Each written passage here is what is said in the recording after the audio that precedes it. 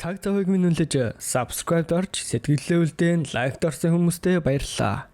Олон юмрээд яг энэ удаагийн ярих кино бол 2023 онд гарсан Beautiful Disaster гэх сонирхолтой киног зөхөр бэлдлээ. Киноны гол дүр болох Abby Лас Вегасыг орхин явж байгаагаар кино эхлэнэ.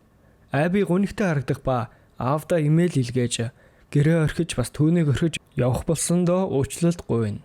Түүний явах болсон шалтгаан нь амьдралаа шинээр эхлүүлэхээр төлөвлөсөн ба коллежид сурч энгийн амьдралаар амьдрах мөн дахин покер тоглохгүй болсноо түүнд хэлнэ. Автобуснаас бууж найзыгаа хүлээн. Удалгүй түүний сайн найз болох Америка түн дээр ирж уулзалгүй удсан мөн өөрчлөгдсөн байгааг гайхан тэд хамтдаа байр руугаа явцгаав.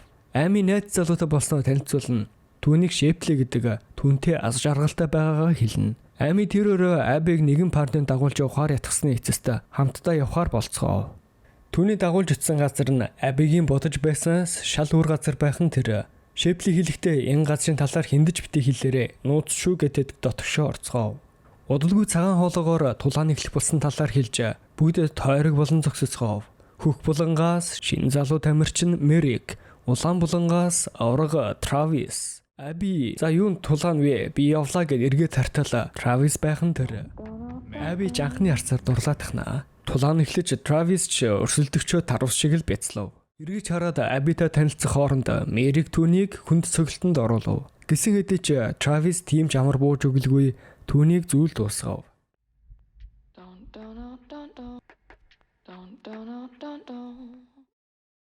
Трависийн анхаарлыг сарниулсан талаар хэлж анх удаа эндэрсэн үү гэдэл түүний хувцсыг цус болгосондоо уучлалт гуйв. Аби байран дээрээ Трависыг л бодостой. Түүний булчинлаг төгс би царайлаг төрхийг төсөөлнө.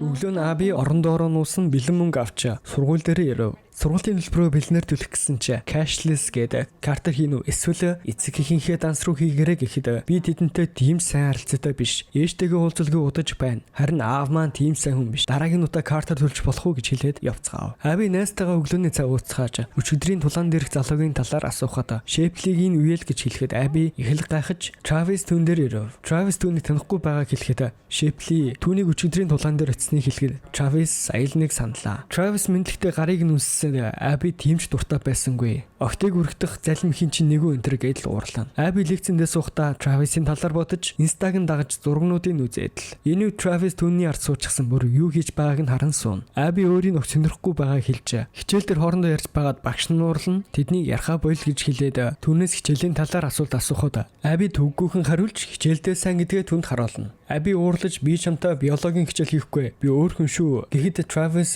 би тийм зүйл бодоогүй. Хамтдаа орон хоол идцгээе гэд түн санал тавиад 8 цаг танаа байрны гадаа уулзъя гэд явлаа.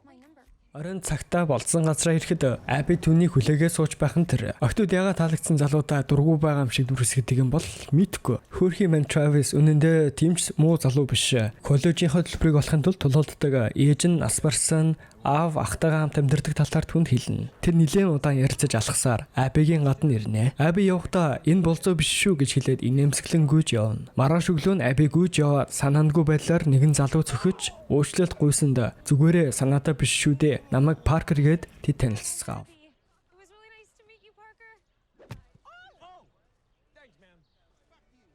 Аби буцаж ирээд усанд орж байтал ус тасарчхав. За яаж усгүй байх вэ гэд амигаас ус ирэх хүртэл танаад байж болох уу гэд түүнээс асуухад тэд дуртаяа зөвшөөрч тэр өрөөнд сол байгаараа тэнд Травис байдаг шүү гэж хэлв.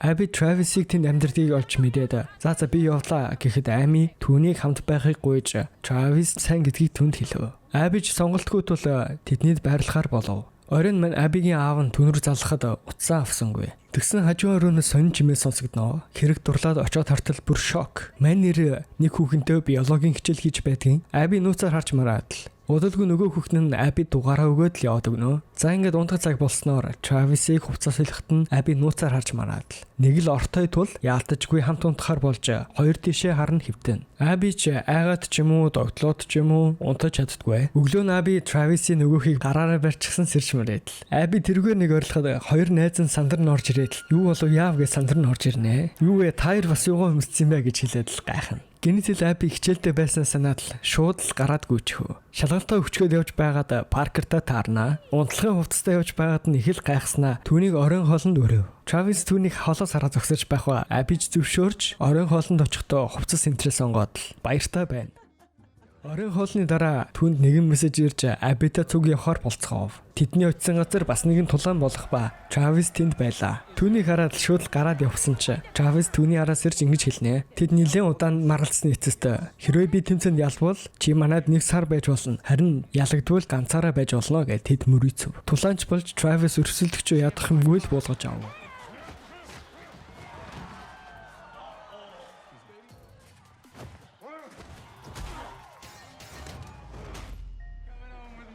Үүндээ маш их баяртай харагдав. Аби Паркертай цуг явах гэж байсанд Travis тэдэн дээр ирж Аби бид найзууд бишээ явцгаа гэсэн чи Паркер түүнийг машинаас буухыг гуйн орилно. За ингээд тэд хамтдаа нэг сар байхаар болно. Цагийг хамтдаа өнгөрүүлж тэд бибидээ улам дассан.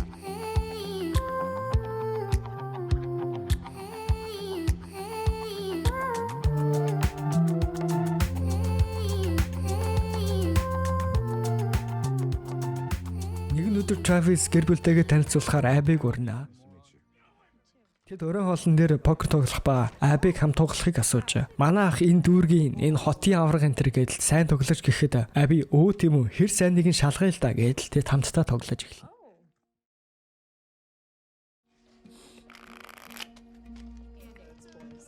Хит-хитэн удаа хожиход нөгөөдүүлэн бүгд л гайхаад л хаана хизээ ингэж тоглож сурах гэж түүнээс асуухад автага хэдэн жилийн өмнө тоглодог байсан гэж хэлээд удаагүй байтал ах нь чи Lucky 30 мөн үү гэж хэлэхэд тийм ээ би мөн байна гэж хэлээд бөө юм болцгоо. Түүнтэй хамт зураг өнтрээ авахуулаад л ойлгож мөрлөд бөө баяр болно. Хамтдаа зураг мөргө авахулна. Тэд хамтдаа цагийг өнгөрүүлж бибидээ дурлаж биологийн хичээл хийцгээв. Маргааш нь Аби аав руугаа залгаж төрсөн өдрийн мэнд хүргэсэнд аав нь түүнтэй уулзмаар байгаагаа хэлж Аби түүнд хаягаа үлдээв. Аби хичээлдээ явахад түүн дээр үл таних хэдэн хүмүүс ирж түүнийг хамт явахыг асуув. Аби ч үгүй явахгүй юм хүмүүс бэ гэхэд аав чинь мөрөдө тогломд хожигдоод их нүрэнд орсон. Хоёр хөлтөөг нь хармаар байвал яг удаа хамт явцгаая. Харин явахгүй бол тэрэгэнцэр дээр сууж байгааг нь харан шүү гэв. Ингээд Аби Вегас руу явцгаав. Түүний ирээгүйд өрөөний хідэн их л сандарч орон доороос бэлэн мөнгө олоод л гайхсан байдалтай байна. Түүний барьшлыг хайж Вегаст байгааг олж мэдээд түүний араас явцгаав. Аав нь мөрөдө тоглоод $100,000 өртөө болцсон. Тэгээд мөнгө төлж чадахгүй болсон тул охиноо дуудаж байгаа нь юм байлээ. Түүний өмнөөс тоглож мөнгийг олж өгөхийг гуйв. Абиж зөвшөөрч доош буун мөрөдө тоглож хангалттай хийх хожоод л яг гарах гэж байтал хамгаалагч нь түүнийг ирж шалгана. Хамгаалагч нь түүний багын сайн найз нь байсан бөгөөд түүнийг насан туршаагүйгээд мөнгөнд хурааж авав. Абич аав руу залгаад болсон бүгдийг хэлээд л аль болох хурдан зүгтаараа гэж хэлв. Өөрөө дээш гарч Беннитэй уулзахад Бенни түнд хамтарч ажиллах санал тавина. Олсон орлогоо 50% авахыг санал болгосон. Аби зөвшөөрөлгүй би инженеэр л амьдрмаар байна. Коллежид сурах хүсэлтэй байгаагаа түнд хэлв. Инүү Travis түүний байгаа газрыг олоод хаалгын цөмөшөглөөд л ороод ирв. Хамгаалагч нь нэрч түүндээ тулалдах үед Аби гарч зүгтаав. Travis түүний араас ирж яагаад зүгтаад бас юу ч хэлэлгүй алга болсныг асуухад Аби уурлаж өөрөө бүгдийг зохицуулна гэд уурлахад Travis түүнд хайртай гэдгийг хэлснээр Аби түүнийг үнсэж тэд биологийн хичээл хийцгээв. Оройн Абигийн утсанд ирсэн дуут мессежийг сонсож аав нь өрөнд орсон Дэни мөнгөө аммаар байгааг олж мэднэ. Travis нэгэн санаа орж ирсэн нь өндөр бооцоотой тулаанд орж төрүүлээд түүний өрийг дарах байлаа. Аби сэрхэд түүнд бичлэг үлдээн Беннитэй тохиролцсон мөн тулаанд орох гэж байгаа түнд хэлнэ. Зогсоол түрээсийн машин байгаа. Түүнийг унаад гэртээ аюулгүй хараарай гэж хэлв. Доошо бууга зогсоол руу очтол түүний аав багын найз хоёр нь хувилдсан мөнгийг нь авсан болохыг олж мэднэ. Үнэн дээр аав нь ямар ч өрөнд ороогүй зүгээр л мөнгөгүй болсон тул энэ бүгдийг зохион байгуулсан болж таарна. Тэднийг болгож өгөөд л Машинаар нь Travis руу явна. Түн рүү залгаж тулалдах шаардлагагүй. Аав нь Беннитэй хуйлдсан болохыг хэлэх гэсэн чинь аль хэдийн оройтсон байлаа. Нөгөө тулаан болж мангас шиг амтан манай Travis-ыг нүдэж байгааг хараад Аби түүний араас самтлаар цөхөв. Энэ үе түүний найз нь гал тавьж гал гарснаар тэмцээнийг өндөрлүүлж Travis-ыг найзууд нь авч явцгаав. Бүх зүйл дуусаж машин байх бэлэн мөнгө авч ганц шилэн мултлаад хамтдаа аз жаргалтай хурмаа хийж байгаагаар кино төгснө. Энэ хүртэл хамт байсандаа баярлалаа. Subscribe дарж дэмжээрэй, лайк дараарай, комент үлдээгээрэй. Баярлалаа. Хайртай шүү.